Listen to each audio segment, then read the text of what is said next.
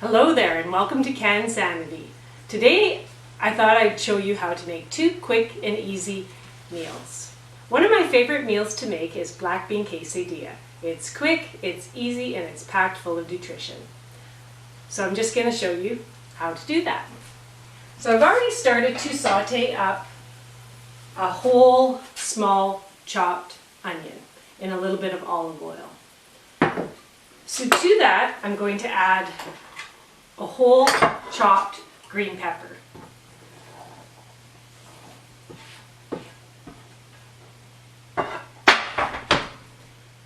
And to that I'm going to add a teaspoon of smoky cumin, a teaspoon of chili pepper, and I like to use ancho chili pepper,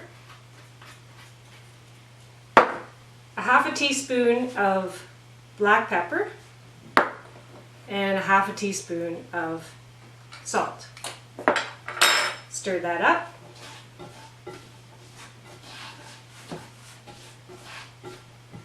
And then put that back on your stove.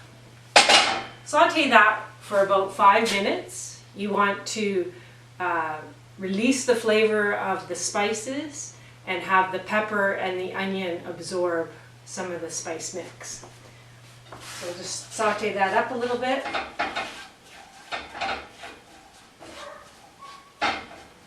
And while that's sauteing up a little bit, I'm just going to tell you the rest of the ingredients that I'm going to add to the quesadilla mix.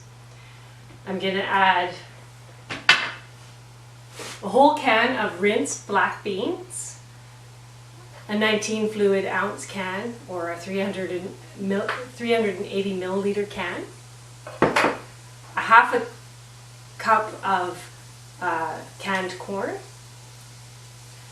and then my favorite ingredient is salsa. Now I usually can about 60 jars of homemade salsa in the fall, and the reason why I can so much salsa is so that I have it available to use in recipes like this. I can it in jars that are 2 cups in volume, and so for this recipe I'm going to add half a jar of my homemade salsa. That's the equivalent to about 1 cup of salsa. Now in my salsa I use poblanos, serranos, tomatoes, peppers, onions, cilantro, parsley, a little bit of salt, a little bit of vinegar, and it's just packed full of flavor. And so that's why I use it in my black bean quesadillas. So this is sauteed enough for the demonstration purposes. I'm just going to stir that up a little bit so that I get all the spices mixed in. So I'm just going to add my ingredients. Add a cup of salsa, my half a cup of corn. You could add more if you like corn. And then just mix that up.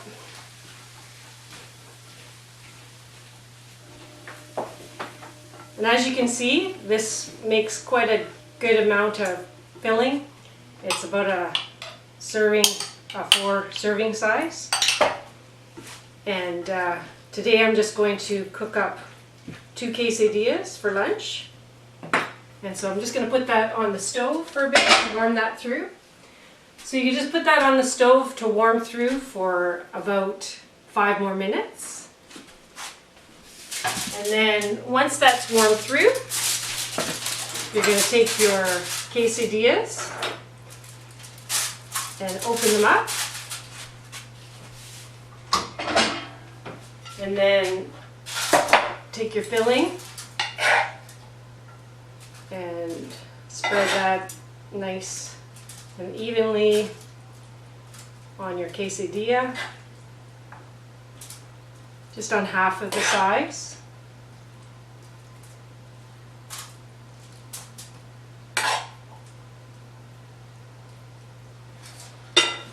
Then what I like to do is I like to add some of my home pickled jalapenos, and my jalapenos are pickled with garlic, white wine vinegar, olive oil, and black pepper. That's a real nice flavor. So I'm not going to be shy on the jalapenos because we like it spicy here.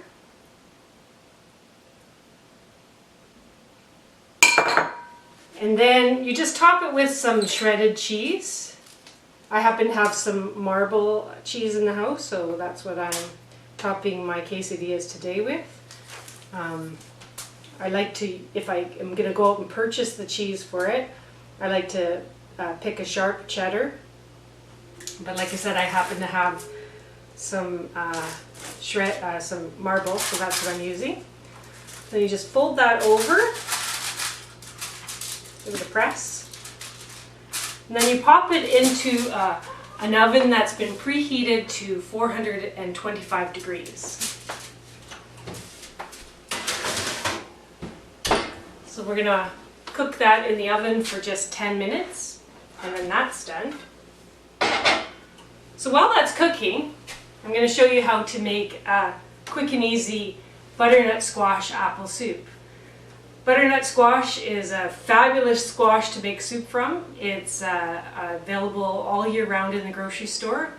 If you're lucky enough to grow it in your garden, you can, and if you end up getting a ton of squashes in the fall, what you can do is you can take that squash and cut it up and put it into a bag. Put 4 cups of chopped squash and a whole peeled chopped Granny Smith apple, and seal it up and pop it in your freezer. And then if you want to make this soup in the winter time without having to worry about chopping up the fruits and vegetables for it, you have it available to you. So what I've done is I've chopped up my butternut squash. I happen to have one in the house. I bought it a couple months ago, and the one great thing about cooking squash soups is that if you happen to buy a squash and you don't get to making that soup one week, they do last a good number of weeks on the counter. And so that's what I had. So I chopped up my 4 cups of butternut squash, peeled butternut squash, and then you're going to add a half a cup of chopped onion. You're going to add 2 tablespoons of butter, a whole peeled chopped Granny Smith apple, and 2 cups of chicken broth.